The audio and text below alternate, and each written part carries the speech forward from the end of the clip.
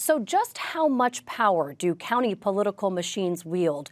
Well, the upcoming governor's race is going to give us one of the first real answers to that. One by one, the candidates have been announcing they won't participate in the party conventions, which are typically an important part of the primary process.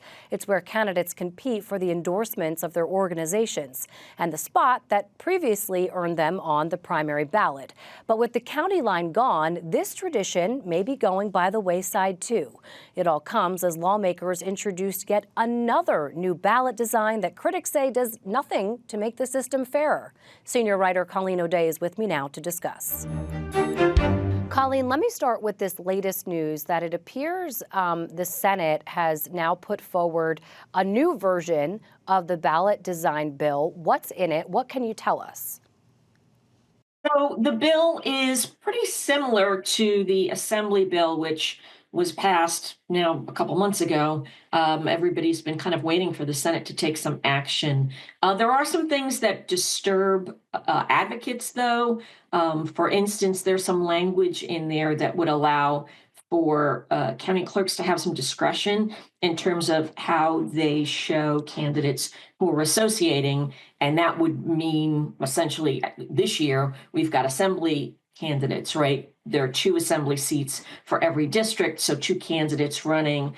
One of the things that possibly could happen would be they would appear in the same box within a block. So there would be no lines separating their 2 names, making it clearly look like they're associating together.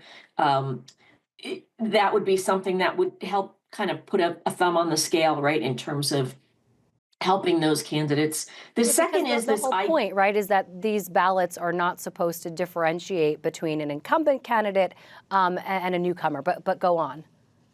Yeah, in an ideal world, yes, they should be just very neutral and let people make decisions. The second potentially problematic part here would require the use of a letter and a number for each candidate. So there'd be a candidate 1A, a candidate 1B, a candidate 2A. And this is something that could kind of try then to mimic a line if, and it's unclear from the legislation's language whether this could happen, if all of the people, let's say, who are endorsed by a certain Democratic Party, the Hunterdon County Democratic Party, if they all were on, if they all got, let's say, the letter A, then easily people would know, oh, okay, A, I need to vote for all the A people if I want to vote for the endorsed candidates. And that also is problematic. It again would be putting a thumb on the scale. All right, let me switch back into this talk about the party conventions. Who's in, who's out, who's skipping from each side of the major party candidates? So we heard this week that John Bramnick has said he will not participate in the convention process. Ed Durr is not participating. Bill Spadea isn't participating mostly, although we had heard that he was going to be talking to the Ocean County Republicans. I think they had a screening process last night. Spadea is expected to get the line in Ocean County. On the Democratic side, you've got Steve Fulop, the Jersey City mayor, who said he won't participate. So maybe it behooves them to appear against the party machine rather than with. Or I guess they're calculating whether or not politically that means more. So then, I mean, do the conventions matter? So the conventions definitely still matter because there will still be a notice on the ballot that shows that you were endorsed by a certain county's party. The other thing, though, is that a county endorsement brings with it a lot of grassroots legwork, a lot of potentially money.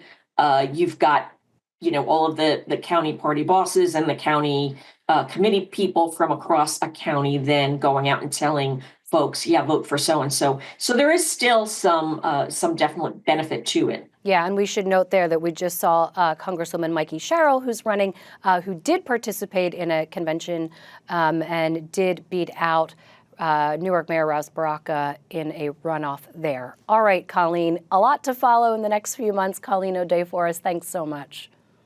Thanks a lot, Bree.